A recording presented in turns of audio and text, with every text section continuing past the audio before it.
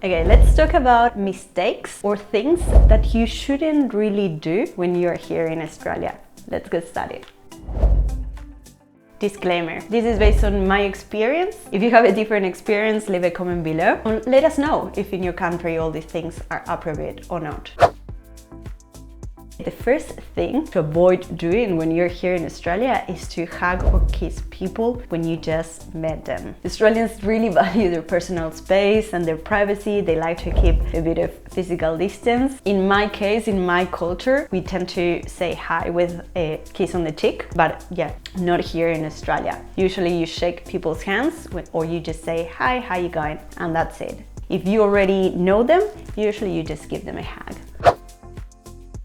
Another thing that you should avoid doing when you're here in Australia is not looking people in the eye. When you're talking to an Australian or someone who lives here, you make direct eye contact to demonstrate that you're actively listening to them and that you're engaged in the conversation. If you're looking other way, they might think that you just are not listening or you don't care about what they're saying. Another thing that you shouldn't do when you're here in Australia is playing music out loud in public spaces, especially at the beach or when you go to a campsite or when you're hiking. People are going to nature, to the beach to relax, to listen to the birds, and they don't want someone playing music out loud. Always wear your earphones and everything will be fine. Something that you should avoid in Australia is not being direct. If you have a question, just ask. Of course, always be polite and respectful, but you should always ask if you have a question, because this shows, especially at work, this shows that you are engaged. Another thing that you should avoid when you're here in Australia is gossiping about someone else's appearance, especially at work. It's not nice, it creates a lot of distrust, and you can actually get fired if someone finds your comments to be offensive or racist. So you have to be very, very careful with that. Another thing that you should avoid is not responding to invitations. You always have to RSVP, that is, you always have to reply to an invitation, whether it is for yes or for no. Don't let them hanging or guessing whether you're going to be able to make it or not. And speaking of invitations, something that you should avoid is not bringing something to a party. Even if the person tells you to not bring anything, at least bring a box of chocolates or a wine, but never come empty-handed. Always bring something with you. Australians love punctuality. As I said in all of my other videos, Australians will get offended if you are late. And not only Australians, people from other cultures who live here as well. Just be respectful of people's time.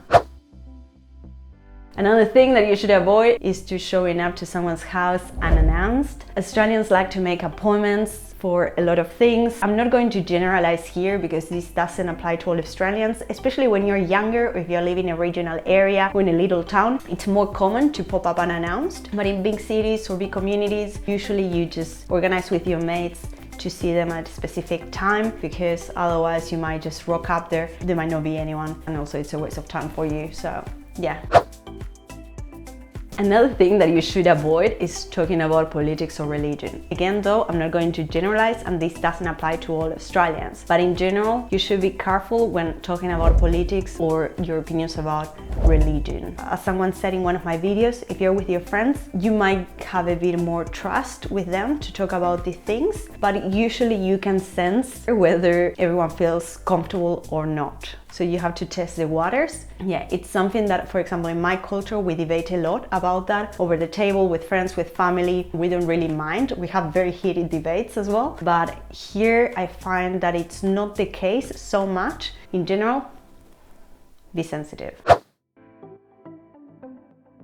Another thing that you should avoid, especially if you're working, is speaking in a language that people around you can't understand. If you're having lunch with your colleagues and one of your colleagues is from your same country, for example, you both speak Spanish, and you speak in Spanish but no one else can understand, you should switch to English, just out of respect for the other people who are around you. You could be making fun of them, but they've no idea, yeah? Another thing that you should avoid when you're here in Australia is littering. And I know that I'm going to get a lot of comments from people saying, "Oh, why are you saying that? It's obvious. And I'm sorry, but it's not obvious. There are many people who litter a lot, and that's something that first you can get big fines for that, or you're going to get someone telling you, hey, don't litter, and it's going to be very humiliating. And yeah, we need to take care of our nature, our parks. If you go camping, if you go hiking, grab a rubbish bag, put all your waste there and just take it back home. Because I've been to, for example, the Grampians National Park, and sometimes you do see a lot of rubbish, especially during public holidays. And really, I just don't understand why. But yeah, that's something that, yeah, don't litter. Not picking up your dog's poop. Really, I can't believe that I'm saying this, but I've lived in a country where this is not usual, and people just leave their dog's waste there on the street, and then I walk and I step on it and I'm like, why? So yeah, and also you can get big fines as well. I think up to $200 for not picking up your dog's poop. Just saying. And speaking of fines, another thing that you should avoid is not paying for public transport. I've seen many cases where people come and then because you're on the tram, no one really sees you, so they don't pay, they don't touch on or touch off. But there are many inspectors, especially in big cities. You'll see lots of inspectors hopping on the train or hopping on the tram and checking whether you paid or not. And they can charge you around $75 or $100 for not paying. So that's the fine.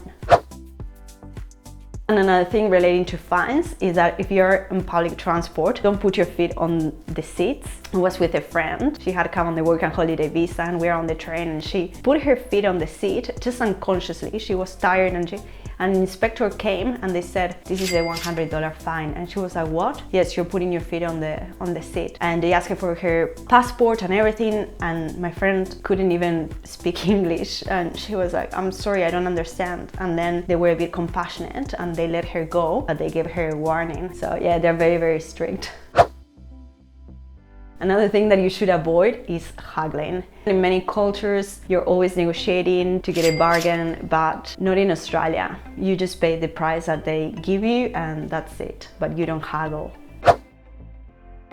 And another thing that you should avoid is not saying thank you, please, or just being polite. Australians are super, super polite. I know in big cities, when you bump into someone on the street, not many people say that, believe it or not. But yeah, here in Australia, it's very, very common. It's so ingrained, like saying, I'm sorry, or yes, please, thank you. If you're late to an appointment, for example, you call them beforehand and you say, hey, I'm sorry, I'm going to be late. It's just basic manners and politeness.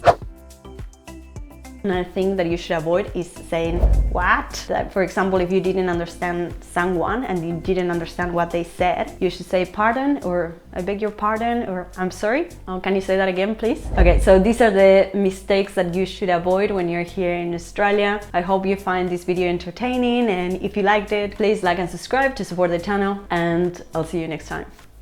Bye.